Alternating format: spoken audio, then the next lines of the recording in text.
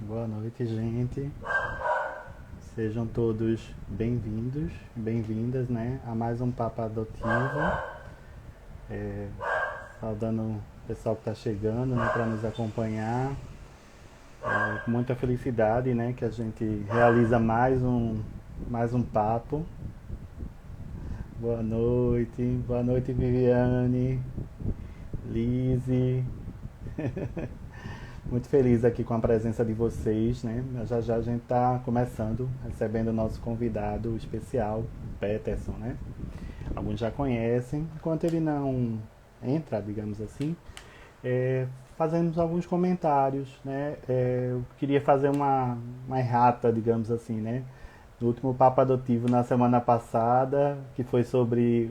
Quem acompanhou foi muito interessante, né? A gente fez no Facebook sobre o projeto Adote um Pequeno Torcedor, né, a campanha, né, promovida pelo Tribunal de Justiça em parceria com o Esporte Clube do Recife. Eu anunciei que estávamos na nossa 18ª live.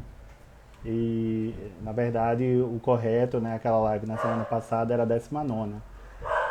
Então, eu queria corrigir isso. E queria saudar a todos que estão aqui em mais um papo, né? Toda terça-feira, esse nosso espaço semanal de conversa, de diálogo sobre a parentalidade, essa parentalidade adotiva, né? E a gente conversa sobre vários temas. É, Agradecer um pouco sempre, né, a nossa audiência tem crescido cada vez mais, né? As pessoas que têm acompanhado o nosso conversa, nosso diálogo, e ficamos muito felizes, né? Eu acho que o Peterson já chegou por aqui. Vou tentar convidá-lo para essa nossa conversa.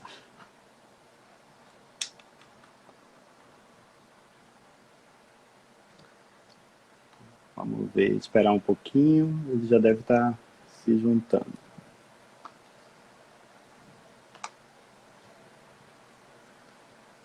Enquanto o Peterson está chegando, né?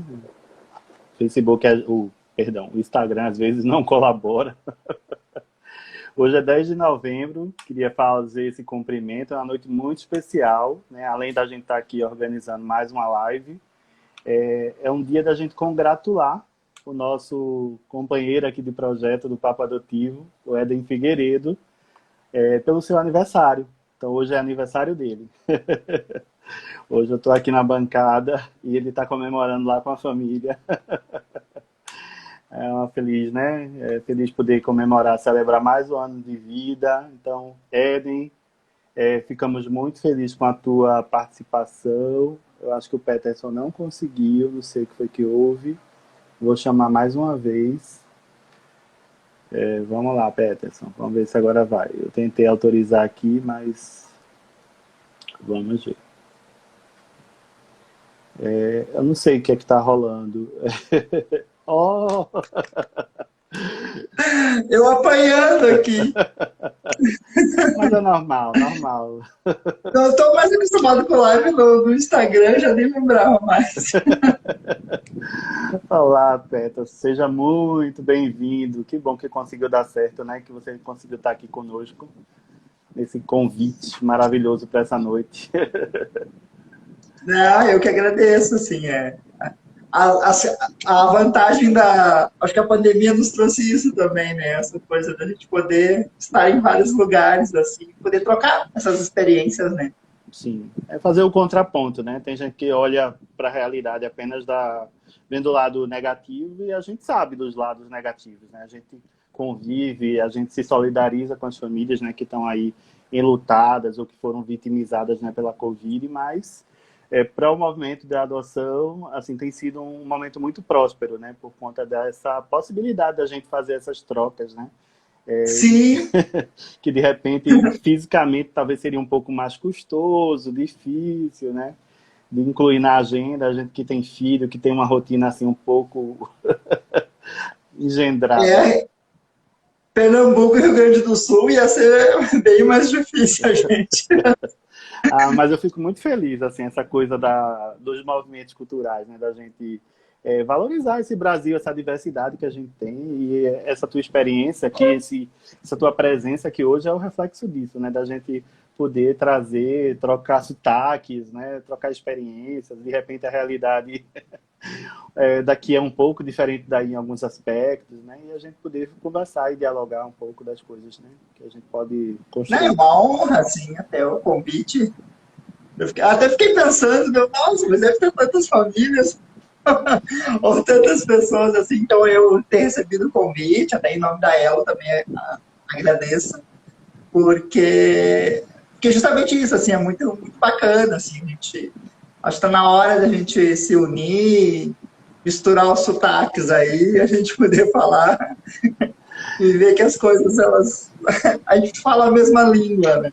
Isso, temos, apesar das nossas diferenças, eu acho que todos temos, inclusive entre os próximos, né? Assim, mas a gente tem muito em comum, né? Essa nossa humanidade, essa causa que a gente milita, né? E tudo aquilo que está por trás que nos une, né? Então a gente está aqui para falar um pouco sobre isso.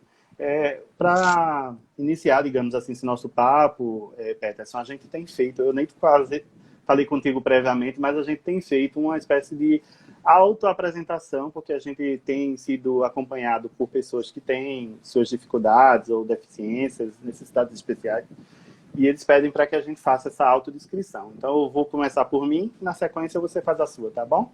Então, meu nome é Charles, né? Sou Charles Leite, sou designer, professor universitário, integro o GA de Recife, né? Sou voluntário do GA de Recife, e eu sempre digo que o meu maior título é sou pai por adoção, porque mudou muito a minha vida, muito mais do que vários outros dessas outras conquistas, né?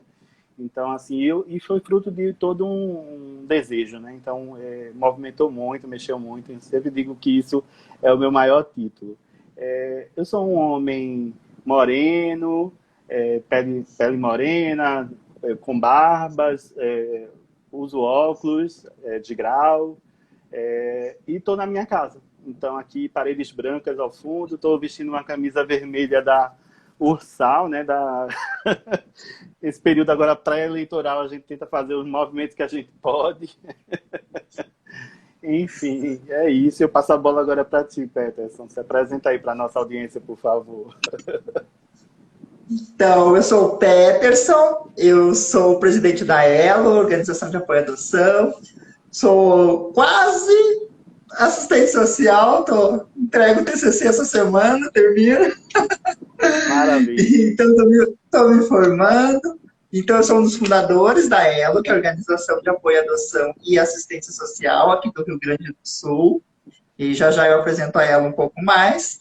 E como eu sempre me apresento, ó, já aí já começa a gente as afinidades. Eu sempre me apresento assim, eu sou o Peterson, pai do Lucas, e aí também sou outras coisas, mas o principal é o pai do Lucas, né? E até por estar hoje presidente da ELO, por ter fundado também, tudo tem a ver, só foi por causa dele, né? Senão, sem ele, nada disso, minha vida não estaria do jeito que está hoje. E, então, eu falo que ele é o culpado de todas as coisas boas que me acontecem. Então, eu sou um homem, pele branca, cabelo castanho, olhos verdes, mas a tela está escura, não aparece muito. E eu estou no escritório, na sede da Elo. Tem um banner da Elo ao meu lado e as paredes brancas. Que legal, Peterson. Seja bem-vindo. Alguém comentou aqui, ó, pele morena não assume a negritude. Eu assumo. Sou afrodescendente, né? Mas é porque às vezes é muito recorte racial, né? Fica às vezes difícil a gente se posicionar de uma forma mais estrita, mais precisa, né? Enfim, é isso. A nossa live hoje é para a gente conversar um pouco, né? Entre tantos assuntos. Falar um pouco da tua experiência, da tua adoção, do teu percurso, trajetórias, N inquietações. Eu já te digo, eu acho que você ainda não sabe, mas você falou aí, perguntou, mas tanta gente para falar sobre, porque eu digo assim, olha, porque você teve uma certa importância, digamos assim, no meu projeto adotivo, né?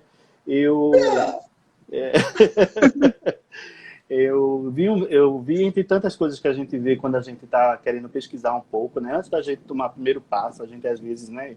Eu digo por mim, eu fiz uma série de livros, vídeos, não sei o quê. E entre os tantos vídeos, eu tinha visto um vídeo seu, daquele projeto, eu acho que da adoção tardia, né, do pessoal lá do DNA das Almas, eu acho que é isso, né, o nome do grupo. O canal é Adoção Tardia mesmo, e eles apoiavam o DNA da Alma. O DNA da Alma era um outro grupo, é um outro grupo, né? Mas o canal, ele é independente, assim, ele tem projetos até aí no norte também que fizeram. Sim.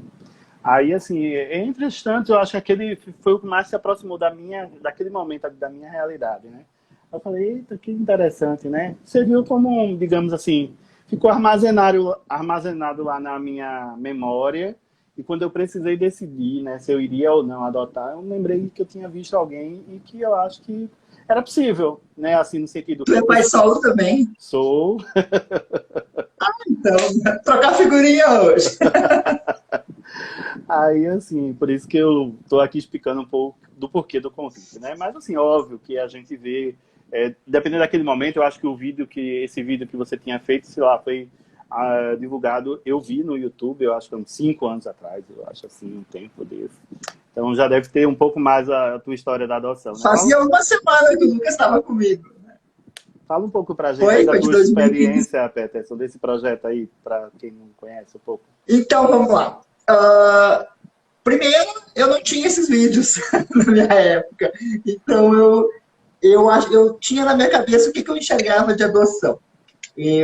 Primeiro, né, para quem não sabe ou não percebeu, então eu sou um homem homossexual que, como qualquer outro, a gente, dependendo da criação ou da cultura, então não preciso dizer muita coisa, né, sou do Rio Grande do Sul, e sendo que já é um lugar bastante... tem suas características em preconceitos, enfim, mas acho que hoje o Brasil todo está assim. E aí, quando tu nasce, tu cresce sendo homossexual, tu meio que te coloca à margem em algumas questões. Tu meio que aceita. E acho que é um dos meus maiores erros, talvez, e é uma das coisas que, se for dizer o que o Lucas me transformou, o que me mudou, acho que foi isso. De aceitar algumas coisas sem antes pesquisar e saber se era verdade. Assim. Então, eu sempre achei que eu jamais poderia ter filhos, por ser homossexual, solteiro e de família bem humilde, assim, pobre. Só que, não por capacidade, enfim, porque eu acreditava que nem era permitido. Por quê? Naquelas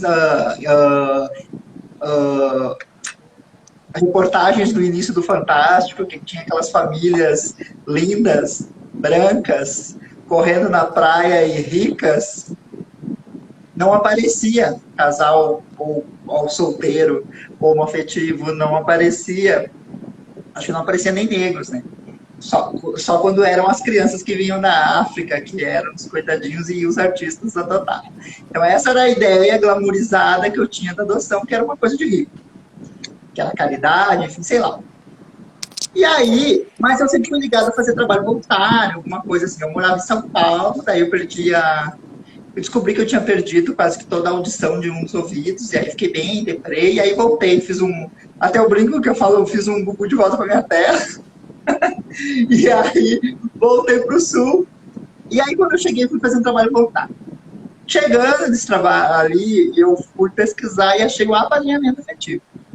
Era uma alternativa, que era algum trabalho que eu poderia fazer com criança. Então, era uma alternativa para eu ter esse contato, mas eu não tinha ideia de adoção, não tinha ideia nem de ser pai na época, porque para mim isso já estava certo que jamais seria, entendeu? Então, eu sempre trabalhei com criança, enfim. E chegando no apadrinhamento, então, eu também tinha outras questões que eu achava que ninguém ia me escolher, porque tinha várias oficinas de preparação e essas pessoas não se preparavam. E aí depois eu achava que também por eu ser gay, achava que que eu ia ficar sobrando. Ou que iam me vetar, alguma coisa assim. Foi uma oficina, 2 oficinas, várias oficinas e ninguém me vetou. E aí chegou no dia, daí falaram, vocês têm que escolher a criança, enfim. Não, a criança que escolhe vocês. Mas quando eu cheguei lá, alguns iam escolher, enfim. E aí chegou um menino que não deixava ninguém chegar perto e dizia assim, Ele chegou para mim, entregou um balão, aí voltou, depois ele entregou um casaco e perguntou. Aí eu perguntei para ele, tu já tem Dindo? Daí ele, já, é tu. Ô Dindo, me leva no banheiro. E aí eu falo que esse foi o primeiro dia do resto da minha vida, que alguém me escolheu. Tu sabe, não sei se passou por isso, mas aí às vezes a gente, assim, quando a gente está acostumado desde a escola a não ser escolhido nem nos times, porque eu odiava educação física e fazia por obrigação. Então ali alguém me escolhendo, eu achei o máximo. Aí se passou, ele não era destituído, daí foi o Lucas, já era o Lucas, então ele ficou, apadrinhei ele por um ano e pouquinho, até que ele foi destituído do poder familiar, e me informaram, ele já estava com 8 para 9. Na época, lá, 2014, pouquíssima chance de adoção, porque desse perfil, 8, 9 anos em 2014, ninguém queria. Hoje teve uma mudança. E hoje tu encontra a família, né, esse perfil, enfim. E aí ele entrei com o pedido de guarda, ficou mais uma. Aí eu já estava me informando, então durante o apadrinhamento eu comecei, eu frequentei um grupo que tem aqui, que tinha em Porto Alegre. E aí, mas aí eu também trabalhava em livraria, e aí é mais fácil, pesquisava tudo, lei, enfim.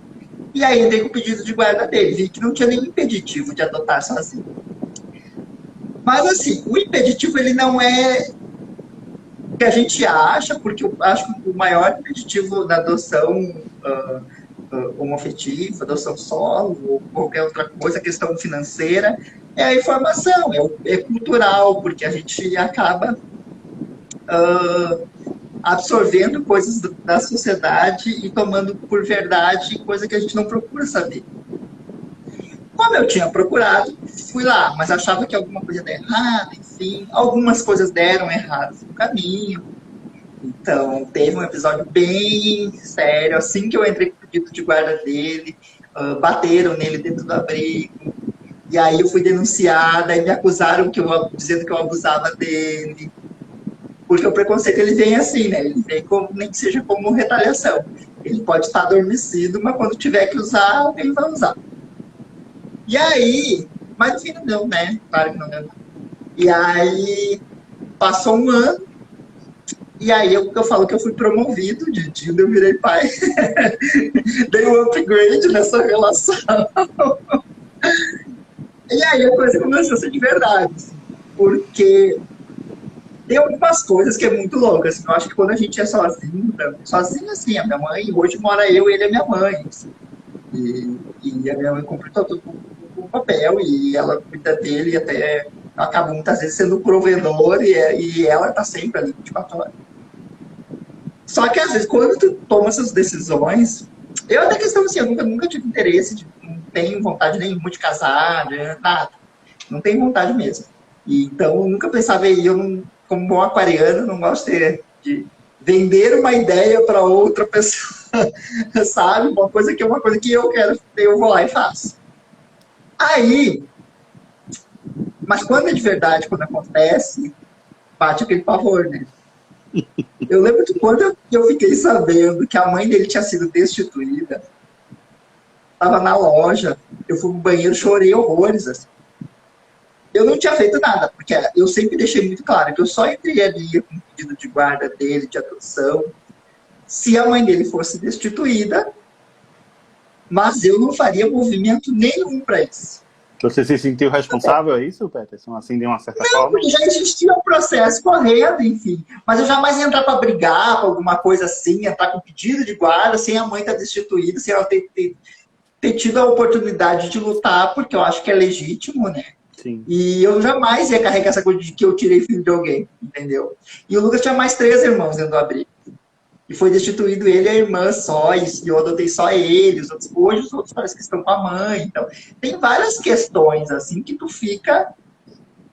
Parecia, na minha cabeça, era o que eu falo que é um sentimento agridoce. Assim. Parecia que eu tava destruindo uma família, era muito louco. E era uma coisa que daí, depois da adoção, de novo, assim, parece que era para eu ficar feliz e eu ficava meio a meio, sabe? Minha dividida era muito louco, assim. E aí, como eu já tinha me informado, eu sabia que existia uma lei lá de 2014 que dava, quando o homem pudesse tirar licença, que o homem que adotasse sozinho, ou a mulher que adotasse sozinha, enfim, ou caso a mulher acaba falecendo no parto e o homem fica sozinho, o homem pode tirar essa guarda, essa licença. E era licença maternidade. Então eu tirei licença com esse nome, maternidade mesmo, porque o INSS entende paternidade lá 5 ou 20 dias. E no caso, a empresa que eu trabalhava era a empresa cidadã, eu questionei eles, enfim, eles nem sabiam dessa lei, e aí eu acabei tirando 6 meses. E mirei com as férias, foram 7 meses. Que maravilha. E aí, nossa, e aí isso é fundamental, porque assim, ó, quando a cria vem, ele, por mais que tu conheça, que tu tenha adaptação, que tu tenha 2 meses aqui, quebra na viagem, assim, parece que solta um parafuso na caixinha, que eles chegam, eles dão uma endemoniada, né, eles querem testar tudo. Então, ele estava super, a gente já estava se arrastando aquele processo super bem. Teve umas coisas do abrigo também que aconteceu na época, assim, que fizeram tipo uma festa, sei lá o que, de despedida, um dia antes de ele vir para mim, com a mãe biológica. Eita. Daí se pendurou no pescoço dele, e eu cheguei a conhecer ela, porque de uma vez que eu fui no abrigo, ela estava lá, enfim. E eu vou te dizer sinceramente, o amor que ela sentia por ele, eu não duvido nada. E muito menos o que ele sentia por ela, que é legítimo. E até hoje, quando fala, é a mãe dele. Eu, sendo homossexual, ele não vai ter outra mãe. É a pessoa que ele tem. Então, que ele guarde essa lembrança da melhor maneira possível, entendeu?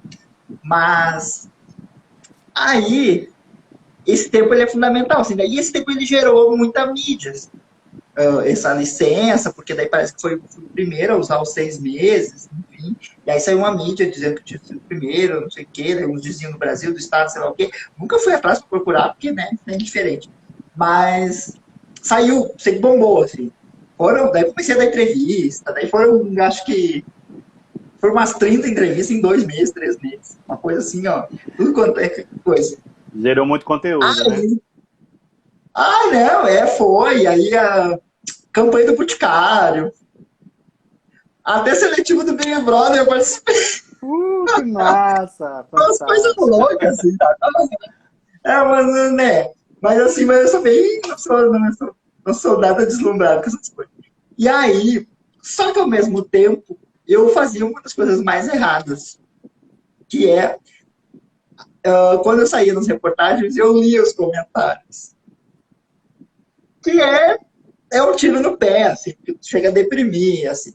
Porque às vezes tinha uma foto lá dos primeiros, tinha uma foto que apareceu, acho que na Zero Hora, e aí tinha comentários no sentido, olha a cara de desejo dele pro menino.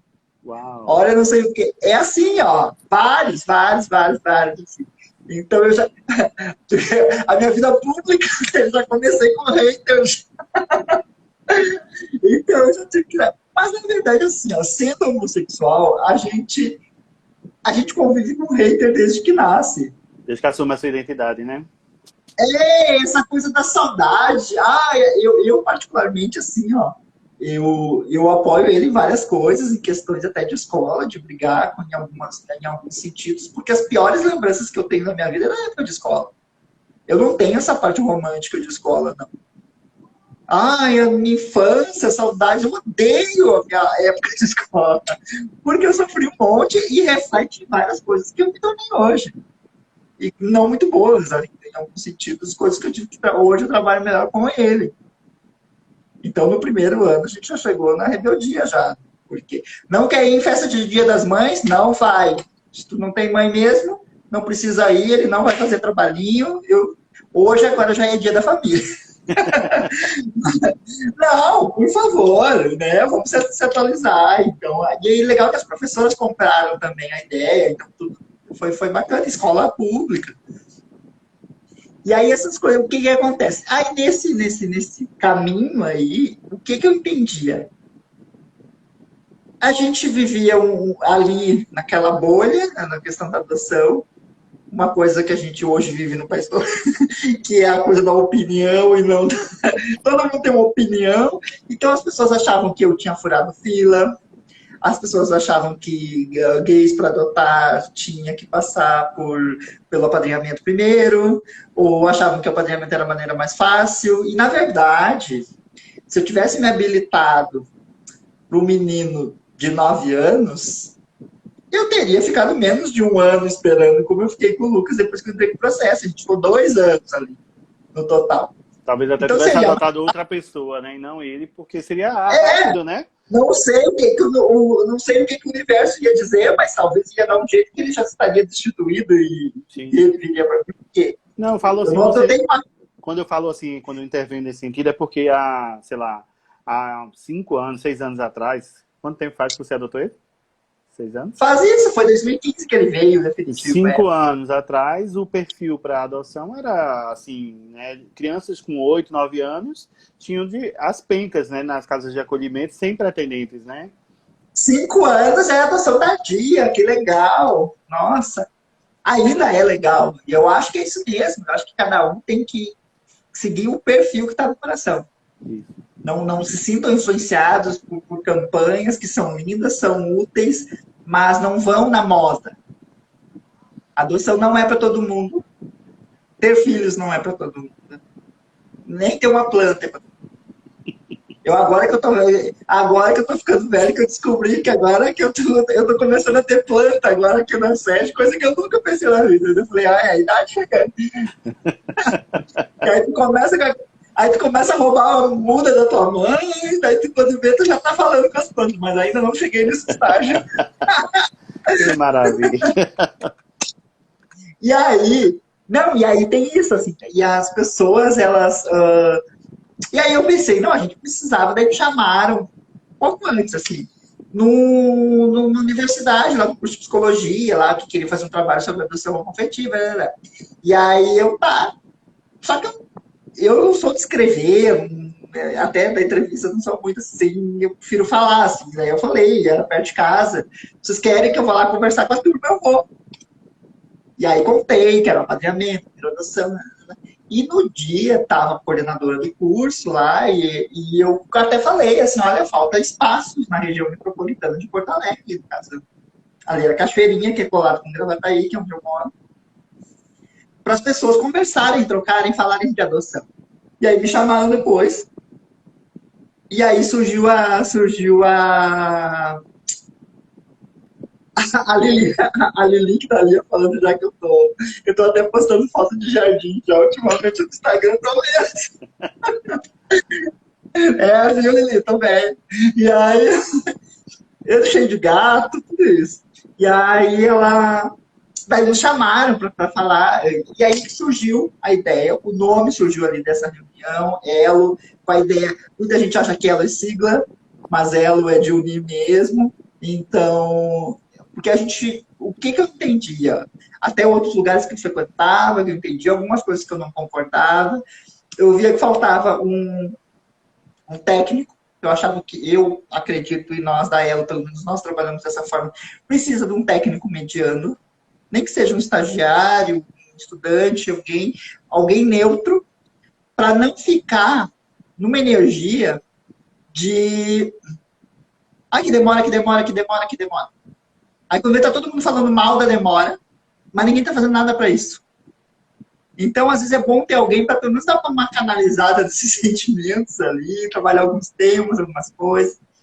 E foi muito legal, assim. Então, em 2015, 26 de agosto de 2015, foi o primeiro encontro da Ela.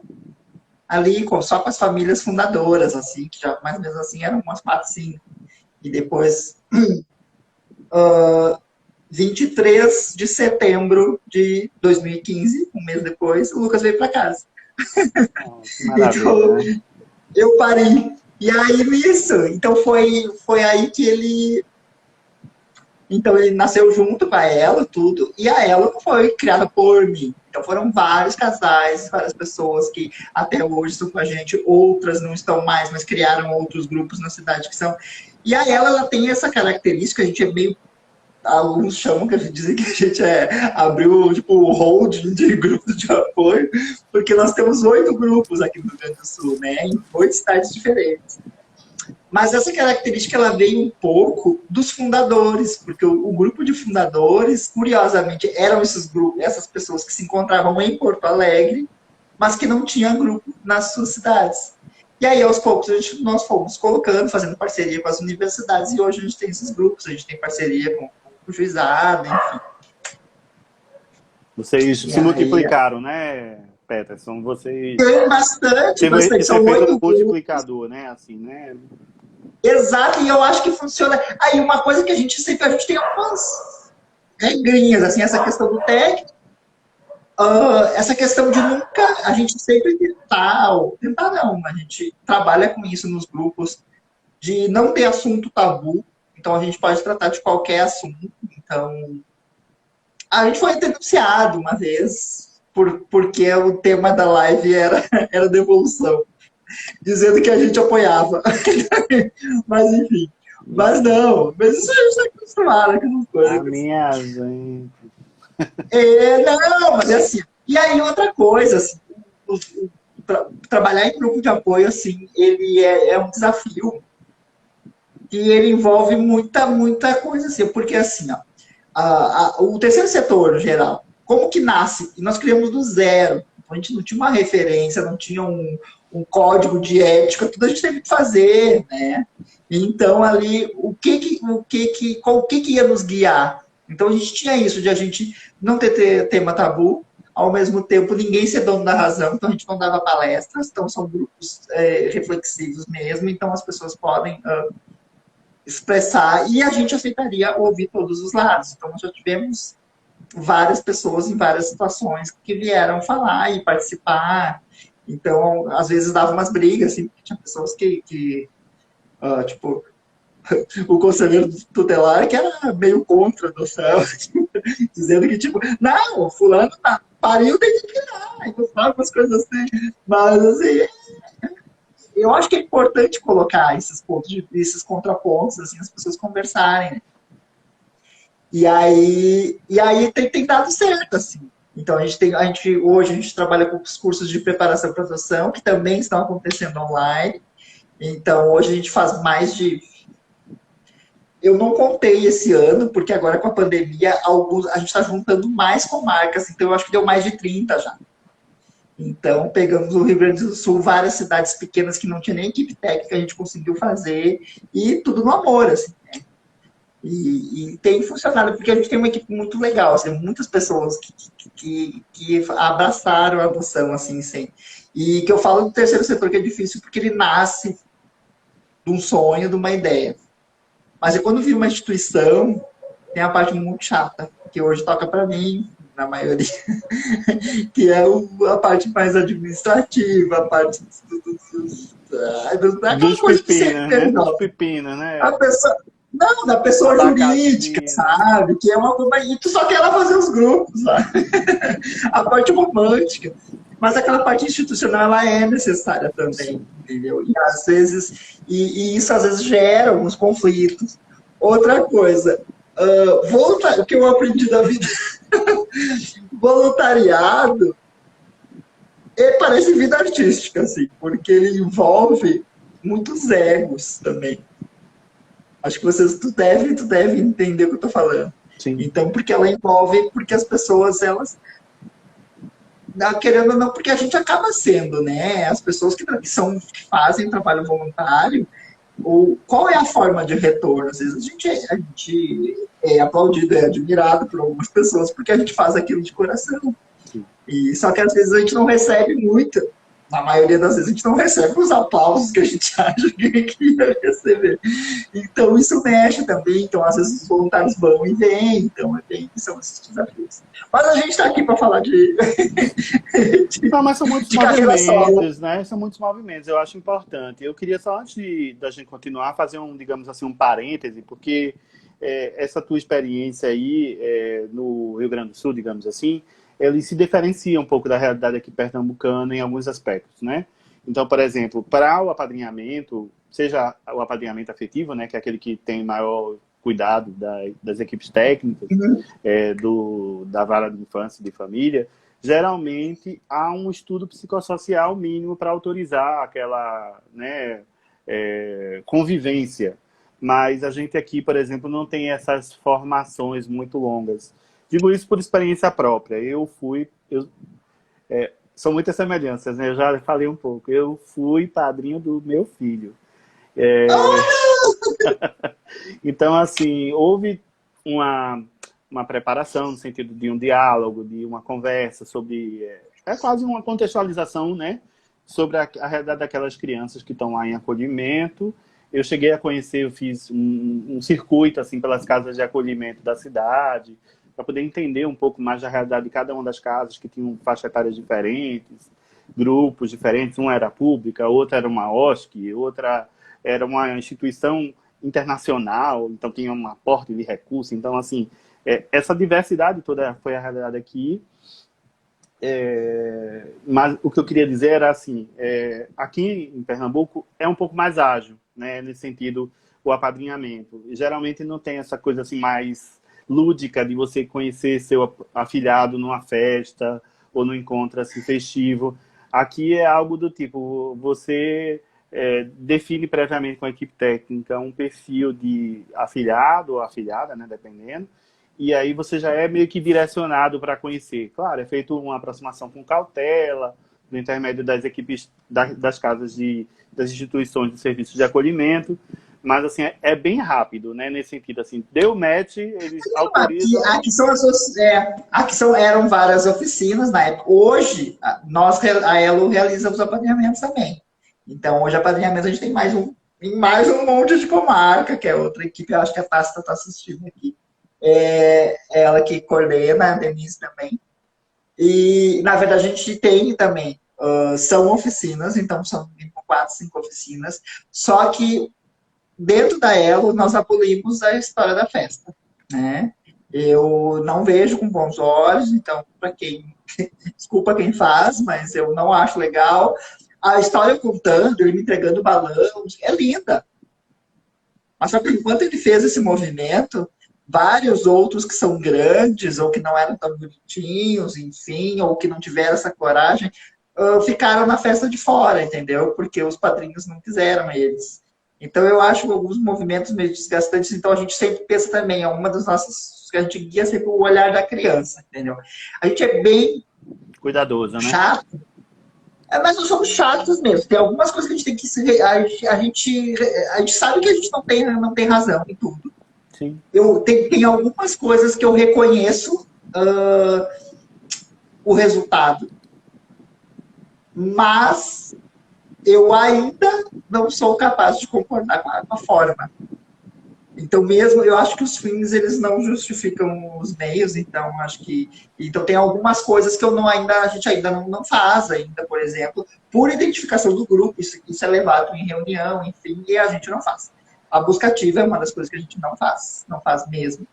Mas vocês já assumem um bocado de coisa, né? Vocês atuam de uma forma muito protagonista no apadrinhamento e na preparação, né? Aqui o GEAD tem 25 anos, mas o Poder Judiciário é bem, digamos assim, entendedor do papel deles. Eles acham que eles têm equipe técnicas, né? Então eles preparam a gente é convidado para ir fazer parte dessa preparação e tal, mas eles assumem o protagonismo disso. Se eles forem, né, se eles têm essa capacidade mesmo de equipe e de tudo para fazer, que ótimo. No mundo perfeito eu poderia estar me preocupando com outros projetos, entendeu? Mas aqui a gente acabou tendo essa parceria super, tanto o Ministério Público, o Juizado, e começou pelo interior, a Pipocá e Porto Alegre foi o último, assim, foi agora esse ano. E, na verdade, o reconhecimento, a gente teve sempre uma abertura com o Judiciário. Por quê? Uma das coisas que a gente faz, o grupo de apoio, ele não é saque do Judiciário. Então não adianta eu ir lá, querer bater e reclamar uma coisa que está... O que eu posso fazer, ir lá, oferecer alguma alternativa, olha, a gente oferece esse projeto X, que talvez vai auxiliar vocês nisso. Porém, esse projeto, ele não substitui a avaliação que vocês têm que fazer, porque isso aí é de vocês, sabe? Algumas coisas nesse sentido. O pós-adoção, a gente trabalha com pós-adoção hoje também, que é indicado pelo judiciário, assim que é deferida a guarda, daí tem no período X seguinte, a gente faz um grupo fechado só com essas pessoas que tiveram a guarda, né? Só que assim, tem algumas coisas, a busca ativa é um exemplo. A busca ativa, eu não tenho condições hoje de, para todas as famílias, independente do lugar do país que for, e eu fazer alguma busca ativa, eu dar o suporte depois. Então, se eu não tenho condição, eu particularmente eu não gosto, nós não gostamos do termo cegonha, então, porque eu tenho a ideia na minha mente de infância, mas tu sabe que a minha infância é problemática. Eita, muitos anos de terapia, né, Petras? Né? Então, a infância, a ideia que eu tenho de infância de cegonha é que larga na porta e vai embora. E eu não quero ser assim, entendeu? Então, eu não gosto desse termo. Para não virar o presente de grego, né? Essa coisa assim de deixou e partiu, né? Exato. Eu amo aquele. Tem um curta da Pixar, né? Aquele da cegonha, que eu acho. Pare Cold, uma coisa assim, muito lindo. E essa coisa que tu não sabe o que vem, eu acho que a gente tem que se adaptar. Mas é isso, então a gente tenta mais dentro desse lado técnico, a buscativa, a gente tem grupos aqui que fazem buscativa, que é o carro-chefe, então a gente respeita e acho que os grupos em si eles não precisam duelar por fazer todo mundo a mesma coisa, fica faltando em algum lugar, né? Então eu acho que a gente pode se ajudar. Assim. Mas é no mais assim, dos grupos é isso, assim. E a gente tem feito outras coisas e que é diferente, assim. E quanto à parte da paternidade solo, eu não sei se tu sente isso. Agora, entrando mais no tema, né? Eu não sei se... não é que chega a me incomodar. Às vezes, eu acho que a paternidade solo, ela é superestimada, assim. Ou é muito aplaudida de uma maneira que a minha mãe... Meu pai, ele faleceu, eu tinha 7 anos de idade, a minha mãe tinha 7 filhos. Ela criou 7 sozinha. Para mulher, para milhões de mulheres hoje em dia, ser mãe solo não é nem escolha, é uma realidade que elas tiveram que. E ainda na nossa, né, ou antes, ainda naquelas gerações onde as famílias tinham muito mais filhos. Hoje tu tem algum parente que tem 4 filhos, 5, tu já fica, nossa, É, 4 filhos. é Antes, algo 7, extraordinário, 10 né? era normal, antes 7, 10 filhos. Então, eu acho que às vezes assim a gente tem que ser, porque a gente vive uma cultura muito machista, que o homem, quando ele é um pai presente, ele lança livro, ele vira uma celebridade, porque, nossa, que pai maravilhoso. Na verdade, ele está fazendo a obrigação dele, né? E a mulher, sempre isso, a mulher também fica à margem, então a gente tem que até cuidar um pouco disso. Claro que tem suas peculiaridades quando tu escolhe a adoção sozinho, porque primeiro que eu não queria vender, eu não tenho vontade nenhuma de casar, construir uma família de comercial de margarina, enfim. Porém, eu não, e eu tenho isso, assim, de ser, sempre fui, de fazer as coisas sozinho, de ser mais independente, enfim. Só que eu sei que tem pessoas né, que não pensam dessa forma e tal. Claro que na hora de criar um filho, enfim, tem suas peculiaridades, porque tu não tem, às vezes, claro, tu vai depender da tua mãe, tu vai depender de alguém, é aquela rede de apoio. Então, nas entrevistas, na avaliação que eu fiz quando eu fui adotar o Lucas, era assim, ó, era muito quem é minha rede de apoio. Porque tu é sozinho, mas não é sozinho. Então, e tu acaba sendo tira bom e tira mal, porque tu é o que bota e tu é o que tira de castigo, né? Não sei se tem isso em casa. Certamente, a gente vive essa experiência com certeza, porque eu até participei de uma live, eu acho que semana passada, que a pessoa, a nossa colega, ela acabou se expressando e, assim, né, de uma forma, eu nem percebi na hora e depois o bom de ficar gravado é que a gente vê depois, né? Então, na hora eu não pude nem contestar porque o áudio me falhou. Então, ela falou, para quem estava vendo, escutou, mas eu, que era parceiro ali da live, não ouvi e não pude contestar. Então, a fala era tipo assim, na adoção homoafetiva, de uma forma geral, né, seja casal ou solo, em alguns momentos alguém vai exercer a paternagem, a maternagem. Isso era a fala, digamos, talvez um pouco mais adequada. Mas aí ela falou assim, alguém vai ser o pai e vai ser a mãe. E aí eu não pude nem contestar, né? E acho que ficou mal. Eu sei que tem. Na psicanálise tem isso, Sim, assim. sim, Mas sim. eu não sou da psicanálise. Pois é, também não. Aí, e assim, né? Como eu Então acho que eu não gosto muito disso. eu acho que como família, de uma certa forma, que tem essa perspectiva homoafetiva, a gente assume a identidade, né? Então, assim, a gente fala assim, eu tô ali cuidando, acolhendo, e aí você tá o mais próximo do que seria a maternagem, né? E quando eu tô ali inspirando voo, fazendo corte, né? E impondo a regra, mas isso também é algo tradicional, que assim não é nem algo mais assim tão Tu rígido, sabe que né? eu nunca fui militante, assim, da causa LGBTQI. Tanto que eu brinco até, porque eu falo que eu não sei nem o significado de todas as letras, pra ser bem sincero, eu sou muito ignorante. E cada postagem que eu olho parece que tem uma letra a mais, assim. Então eu tô falando que eu tô ficando velho mesmo. E aí, eu não tô me adaptando com essas coisas. E aí, o que que acontece? Mas às vezes, claro, eu entendo, eu não sou militante, assim, porque digamos que a causa que eu escolhi militar foi a da adoção. Porém, eu lembro que assim que eu adotei, me colocaram em alguns grupos de pais LGBT, grupos, né?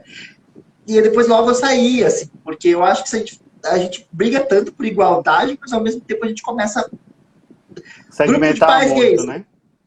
grupos de pais solteiros gays, né? Depois, tipo, daqui a pouco é grupos de pais solteiros gays, não sei onde, sabe? Aí fica aquela coisa. E aí tu precisa dessas trocas. Mas eu também reconheço que eu falo que a gente vai se reinventando toda hora. Porque eu acho que a gente vive dentro de uma bolha também. As nossas bolhas. E aí, quando tu vive dentro da adoção, parece que o mundo todo pensa igual, tá todo mundo esclarecido. E quando tu convive com várias pessoas assim, nesse meio, tu esquece. Ou tu não percebe mais o olhar torto, ou que a tua forma de questão de família, assim, enfim, ela não é aceita por outras pessoas, enfim, que, né, eu passei por uma agora, não sei se tu ficou sabendo. Claro, eu queria que até que você aproveitasse e falasse um pouco, né? A gente tem. O Vamos lá. tempo voa, estamos já 40 e tantos Então, minutos. Fala aí para quem está nos acompanhando esse olhar, né? Assim, né? vamos. Essa experiência que não Porque foi o que tão que legal. acontece? Eu acho que aí é que tá.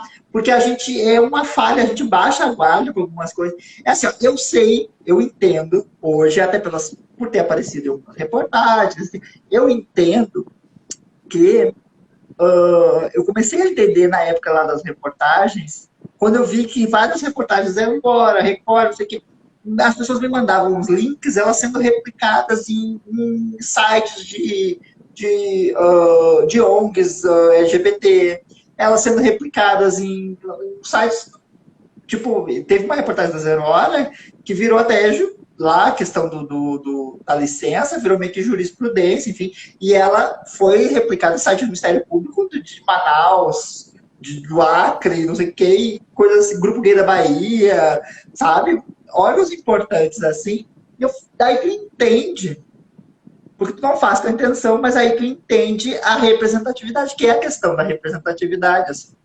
Uh, outras pessoas verem que pode, e essa coisa ela ser normal, entendeu?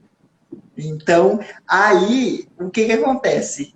E eu nunca foi a intenção, eu não gosto, eu tinha um problema ainda tenho com algumas reportagens que a tal da musiquinha no fundo, né? Daí fica aquela coisa de que tua família é perfeita. Eu recebi proposta de casamento na época. Porque daí eu falei, aí eu desci essa coisa que eu falei, olha, eu não sou aquela pessoa da reportagem, aquela pessoa. Eu sou bem antirromântico até, assim. E aí tem essas coisas, sabe? Só que aí tu esquece, daí tu acha que todo mundo te aceita, que todo mundo acha lindo. O Lucas, ele, um parênteses também, acho que é importante assim, o Lucas ele não é batizado, quer dizer, não comigo. Ele não é batizado em igreja, ele chegou com 9 anos, e aí tem essa questão de até tal idade, né? E aí ele tem as madrinhas, então, minha irmã, enfim, e aí começava assim, um casal gay amigo, que daí disse que, olha, na cidade de Canoas, que é a região metropolitana aqui também, tem um padre lá que ele aceita batizar mesmo da idade do Lucas, e mesmo tu sendo gay. Ah, mas tem um outro padre lá. Eu falei, não, peraí. Quem tinha que aceitar era o Lucas, ele já me aceitou como pai. Quando que eu vou pedir permissão para padre para aceitar meu formato de família? Isso gera algumas revoltas, assim. Ou para padre ou qualquer outra religião. E ele que escolhe a religião dele depois. Sim. Porque eu não sou nem praticante, entendeu? Eu não, eu não fiz nem catequese mesmo. Acho que minha mãe esqueceu. Já era rebelde. Ou ela já viu, piada não vai casar mesmo, então não precisa fazer. E aí, beleza. Só que assim, e a gente vai se acostumando e ficando na boa. Aí, acostumado, né? A bicha acha que é celebridade, daí foi chamada na Band para fazer um programa. Mas foi assim, ó, era um programa de entrevista à tarde que eu não conhecia. O programa não entendi, não deu tempo, porque geralmente eu dou uma pesquisadinha para saber com quem eu tô falando, né? Enfim. E aí foi assim, 10 horas da noite, me ligou a promotora aqui de Porto Alegre, pede só amanhã, acho que posso passar teu número para a Band, um programa sobre adoção. O que é dar errado? Pode, claro, a promotora vai estar. Aí tá, depois me ligou já no mesmo dia, mandou mensagem à produtora lá da Band, olha, sobre o canal X, da produção do programa X, vai estar tu, a promotora e a juíza da Corregedoria da Infância. Melhor companhia não teria, okay, né? Não, até perguntei, né, quem é que ia estar junto, porque, né, ninguém é unânime. Eu sei que tem gente que não gosta de mim. mas, né, eram essas pessoas, eu me relacionava super bem com elas também, ok. Jamais que eu ia pensar que o problema estaria nos anfitriões. Um dos anfitriões é político, eu não sabia, é deputado não sei do que. E o outro, eu acho que dizem que é o que traz. E esse programa ele é meio que pago, né? Então eles bancam o programa para a Band, é o programa da Band, é o espaço pago ali, da Band regional. E aí o que acontece? A promotora estava no presencial e eu estava no telão, eu ia aparecer por Skype e a juíza corregedora também. Na abertura do programa, a juíza, quem pode adotar? A juíza, pode adotar solteiro, casado, pessoas, pode ser 2 homens, pode ser 2 mulheres. Eu falo, não, para. João Kleber, para. E aí, assim, não, porque 2 homens ou 2 mulheres não podem criar um filho. E aí isso se provou, ele deu um discurso que é inadmissível, que ele poderia...